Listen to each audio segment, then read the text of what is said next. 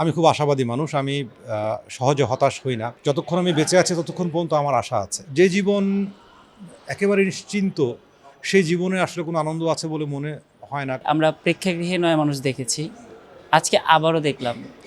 কিন্তু সিনেমাটা যতবার দেখছি মনে হচ্ছে না যে কখনো কোনো জায়গা থেকে চোখ বা মন সরে যাচ্ছে। তো এই যে একজন দর্শক সারিতে বসে যখন আমরা সিনেমা দেখছি, দর্শক সারিতে যারা বসছে তাদেরকে যে ধরে রাখছেন আপনার অভিনয়ে, কিন্তু এই জার্নিটার পেছনে তো আপনার একটা বিশাল কষ্টকর বিষয় আছে। একটু জানতে চাই ছোট করে। প্রথমত হচ্ছে যে আমার কাছে মনে হয় যে কারণ যেটা হতে পারে সেটা হচ্ছে সরলতা। এই গল্পটা বলতে গিয়ে আমরা সৎ ছিলাম। আমরা আমাদের প্রত্যেকের জায়গা থেকে শতভাগ সৎ থেকে আমরা চেষ্টা করেছি। সিনেমা তো আসলে অসাধারণ বানানো যায় না।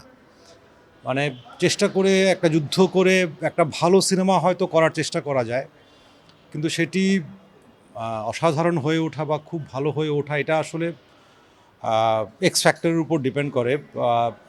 তো সেই জায়গা থেকে ঘটনাটা ঘটেছে, এটা আমাদের জন্য আসলে অনেক সৌভাগ্যের এবং আমি বলবো যে আমরা লাকি। আপনি প্রথমে আপনার একটা পরিবার হারিয়ে নতুন করে আরেকটা পরিবার নিয়ে বাঁচার স্বপ্ন দেখছিলেন, ঠিক সেই সময়টাও দীর্ঘস্থায়ী হলো না। তো মানুষের জীবনে তো এরকম উত্থান পতন থাকে। অনেক মানুষ আছে যে যখন জীবনে পতন চলে আসে তখন তারা ভেঙে পড়ে। সেই ভেঙে পড়া মানুষদের জন্য আপনার যদি কোনো পরামর্শ থাকে। আহ, আমি তো ব্যক্তিগতভাবে আমি বিশ্বাস করি যে আসলে আমি খুব আশাবাদী মানুষ। আমি সহজে হতাশ হই না। হতাশ হলেও আমি আবার কোনো না কোনোভাবে আমি আবার ঘুরে দাঁড়াবার চেষ্টা করি। তো সেই জায়গা থেকে আমার কাছে মনে হয় যে স্বপ্ন দেখা থামা যাবে না, স্বপ্ন দেখতে হবে। যতদিন আমি বাঁচবো ততদিন স্বপ্ন দেখতে হবে এবং সেই স্বপ্নের পেছনে সেই স্বপ্নকে সত্যি করে তোলার জন্য যা যা করা প্রয়োজন সৎভাবে সেই কাজটা আসলে করে যেতে হবে। আর আমি যতক্ষণ বেঁচে আছি ততক্ষণ মানে হচ্ছে যে আমি আছি। তো শেষ নিঃশ্বাসের আগ পর্যন্ত আসলে মানুষের চেষ্টা করে যাওয়াটাই আসলে আমার কাছে কর্তব্য বলে বা কাজ বলে মনে হয়। এবং কোনো কিছুই আসলে মানে একটা কথাই তো আছে, শেষ বলে কিছু নেই। যতক্ষণ আমি বেঁচে আছি ততক্ষণ পর্যন্ত আমার আশা আছে এবং আমার সেই ততক্ষণ পর্যন্ত আমাদের স্বপ্নটাকেও আসলে জারি রাখা খুবই দরকার। কারণ জীবন একেবারেই মানে খুব নিশ্চিত কিছু না, একেবারে এটা একটা অনিশ্চিত যাত্রা। যে জীবন একেবারে নিশ্চিন্ত, সেই জীবনে আসলে কোনো আনন্দ আছে বলে মনে হয় না। কারণ আমি ৩ দিন প্রতিদিন আমি পোলাও কোরমা খাচ্ছি, ভালো ভালো খাবার খাচ্ছি, ভালো বিছানায় ঘুমাচ্ছি। এটা ২-৩ দিন বা কয়েকদিন পর কিন্তু আমার কাছে ক্লান্তিকর মনে হবে। তো সেই জায়গা থেকে জীবন ভীষণ বৈচিত্র্যপূর্ণ, বৈচিত্র্যময়। আজকে আমার দিন খারাপ যাচ্ছে তাই বলে আগামীকাল আমার ভালো দিন আসবে না, বা আমি আজকে ভালো আছি তাই বলে আমার আগামী দিন যে ভালো থাকবে এমন কোনো নিশ্চয়তা কেউ দিতে পারে না। তো সেই জায়গা থেকে যেহেতু জীবনটা এত আনপ্রেডিক্টেবল, সে কারণেই আসলে জীবনটা এত আ বৈচিত্র্যময় এবং এক্সাইটিং হয়ে ওঠে। তো সেখান থেকে আসলে আশা হারানো যাবে না, আশা রাখতে হবে। এত ভালো একটা সিনেমা যখন প্রদর্শনের ক্ষেত্রে একটু জটিলতা হচ্ছে বা সেভাবে সব জায়গায় প্রদর্শনীর ব্যবস্থা করা যাচ্ছে না, সেই জায়গা থেকে আসলে মনে কোনো কষ্ট রয়ে যাচ্ছে কিনা? যেটা আ কষ্ট তো একটা থাকেই। আমাদের দেশে এমনিতেই সিনেমা হল নেই।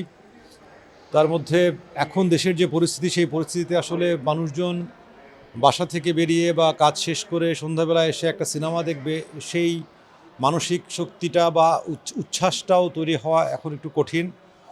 তো সেই জায়গা থেকে সিনেমা মুক্তি দেওয়া তো বিশাল চ্যালেঞ্জ এবং এটাকে যুদ্ধের মতোই।